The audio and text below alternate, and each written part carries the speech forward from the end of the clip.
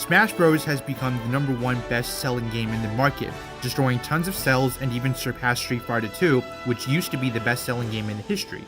Seeing so many people playing Smash, there is no surprise that Smash is adding a second Fighters Pass to their roster. So who are we expecting to see in this particular Fighters Pass? Since the roster of the first Fighters Pass has been decided, people are very excited to see more fighters join the battle.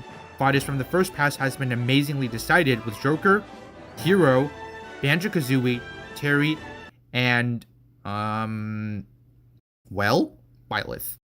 I believe Nintendo would bring us unexpected characters in the second pass that could potentially surprise the majority.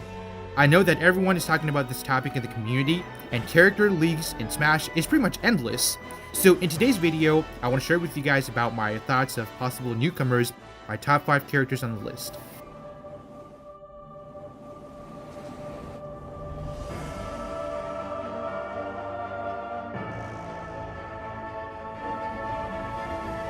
For popularity worldwide, Sora is almost #1 pick around the world.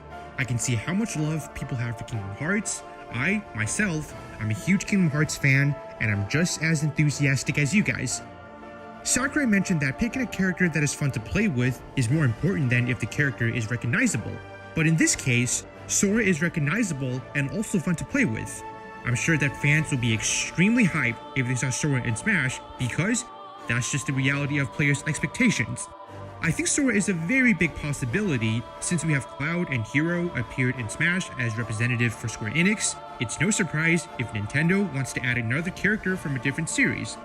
Plus, there's some Kingdom Hearts game that appeared on the Nintendo consoles, such as Chain of Memories on the Game Boy Advance, 358 and 2 Days on the DS, and Dream Drop Distance on the 3DS. Therefore, it's clear that Nintendo does have a good relationship with Square Enix. Speaking of Sora's move, I honestly think it could be endless.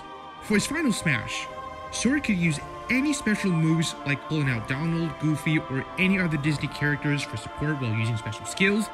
In Kingdom Hearts 3, Sora has the ability to switch Keyblades, which could be used as alternative costumes in Smash. It'll be awesome if they include Roxas and Ventus as different skins, since all 3 of them look alike.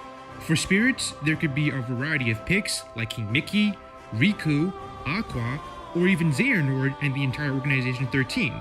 Kingdom Hearts also have some great musics that could fit in Smash, such as Anti-Aqua theme and Olympic fight BGMs and etc. I understand that Sora is copyright to both Disney and Square Enix, and if Sora keeps his originality in Smash, I'm pretty sure that Disney characters that appeared in Kingdom Hearts would play an essential role. Not sure if Disney would ever agree to let Nintendo use their characters like Donald and Goofy, so for now, if elements from Kingdom Hearts are added in Smash, I'm sure that everything will work out amazing. It's just a matter of negotiating.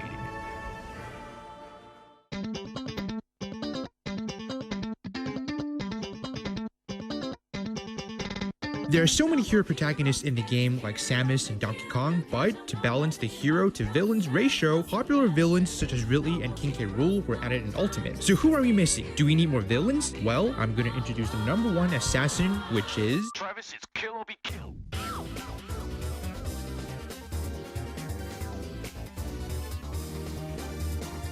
Nintendo should advertise some of their own franchise. I'm not talking about any fighters from a series that already exists in Smash, but a character from a totally different series. In the previous game, Smash 4, we have awesome third-party characters like Ryu and Cloud, but we also have first-party representatives like Corrin. A first-party representative character from the game, ARMS, was announced as our first DLC character from the second Fighter Pass of Smash Ultimate, but I still believe we can use more first-party characters. In this case, Travis makes a lot of sense to appear as another first-party representative.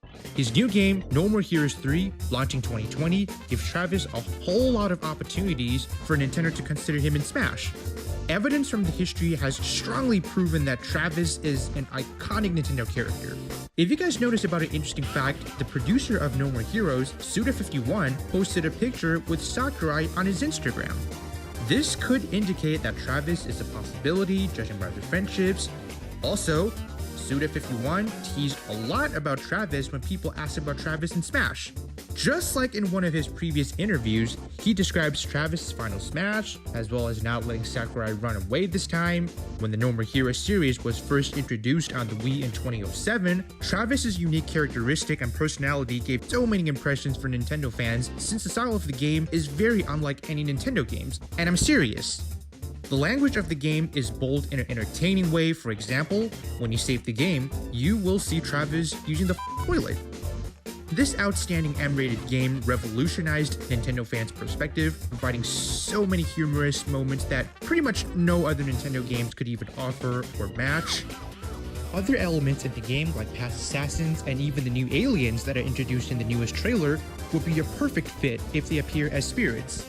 Travis uses a weapon called Beam Katana. Remember in Smash Brawl? There was a weapon similar to a saber sword, which looks a lot like a Beam Katana. The disappearance of this item in Smash Ultimate might be indicating that Travis is coming. I know there are too many sword fighters in Smash, but Travis would appear as a very unique and interesting swordsman that'll potentially bring a lot of hype in the game.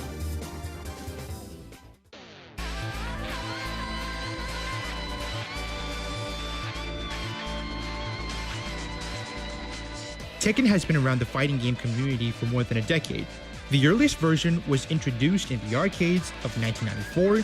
Some good versions like Tekken 5 and 6 became very memorable to everyone who played Tekken. Nowadays, the series is still impacting gamers with their newest version, Tekken 7.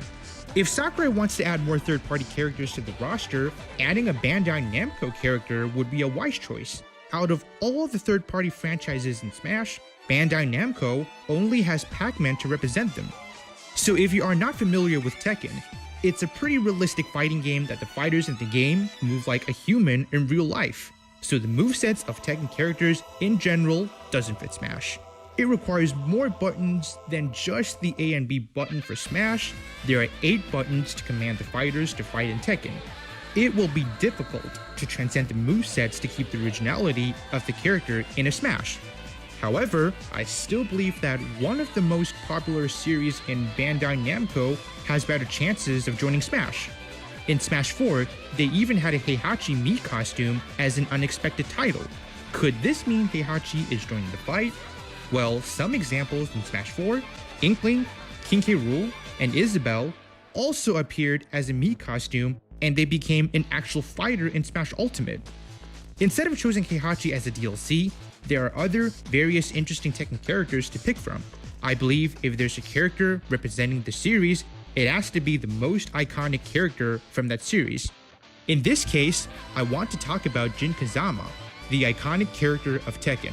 Being in game covers for most of the Tekken's franchise, and a storyline revolving around him, which in Tekken 7, it revealed the truth of his family.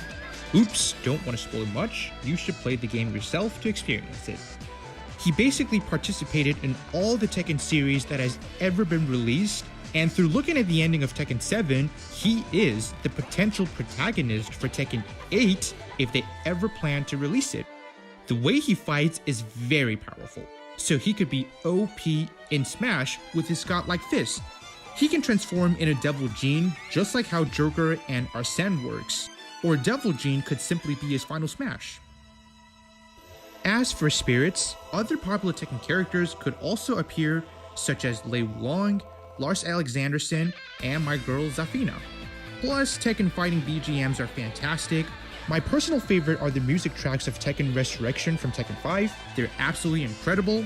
Players would love to fight with Tekken fighting BGM's music in the background. If Jin Kazama could plunge the world in a war, he could also be the fighter who revolutionized Smash.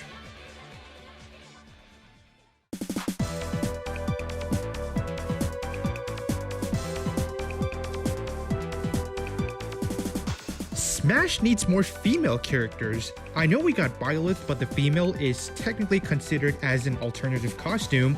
We expect to see an actual female character.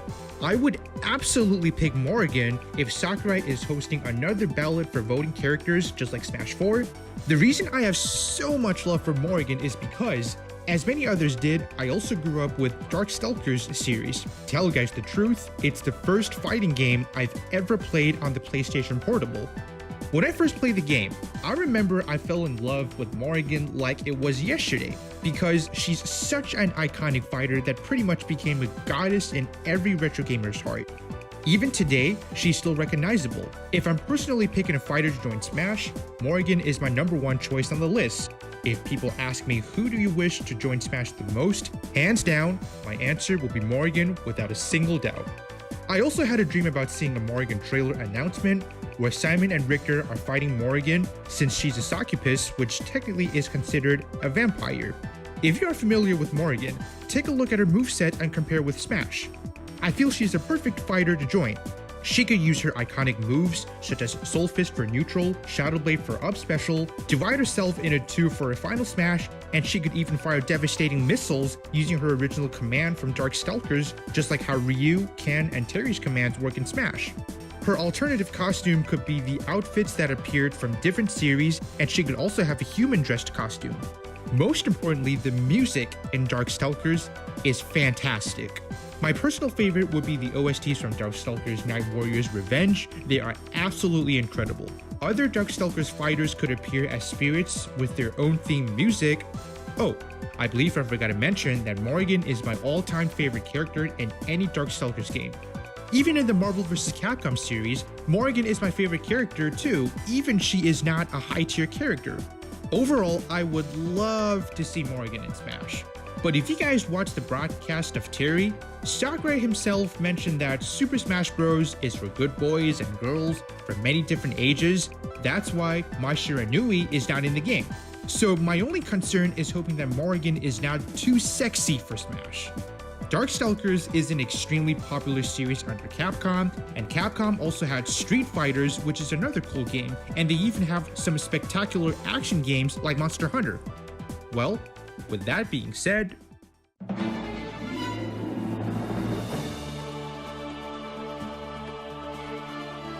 that's right, Monster Hunter is one of my favorite video game series that is right under both Smash and Splatoon. I'm a huge Monster Hunter fan.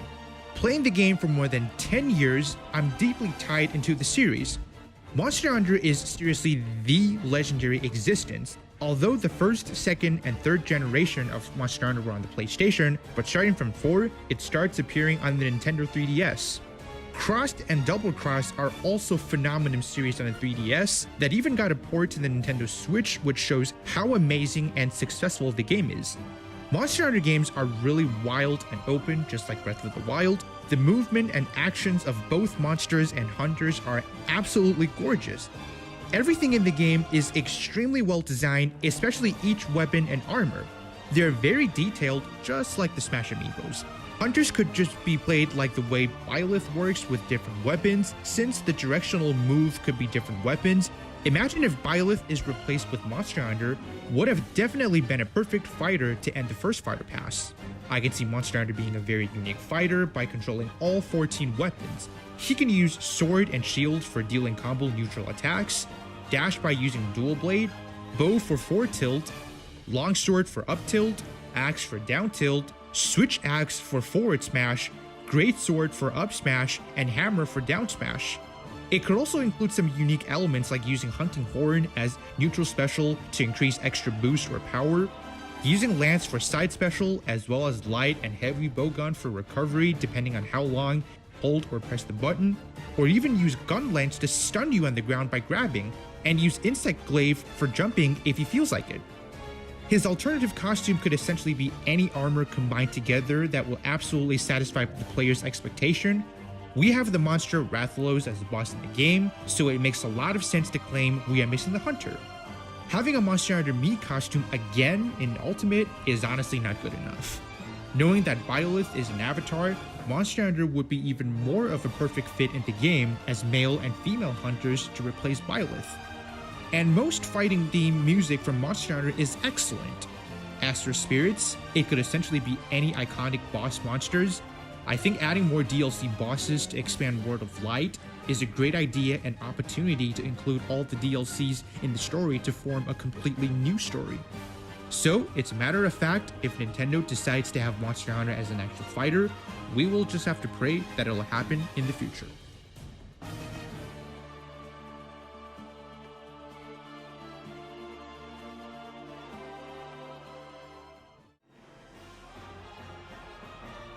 Alright guys, so that's it for today's video. Let me know in the comment section below what's your thoughts about potential newcomers, who is your favorite character, and who would you pick for your top 5 as future DLCs.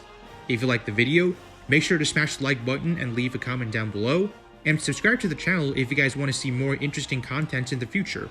I'll also leave all the links attached to my social media at the description below, so you guys could follow me through Instagram and Twitter. If I hit more subscribers, I'm also planning to do a Smash giveaway, so keep that in mind. Once again, thanks so much for watching, and I'll see you guys in the next video.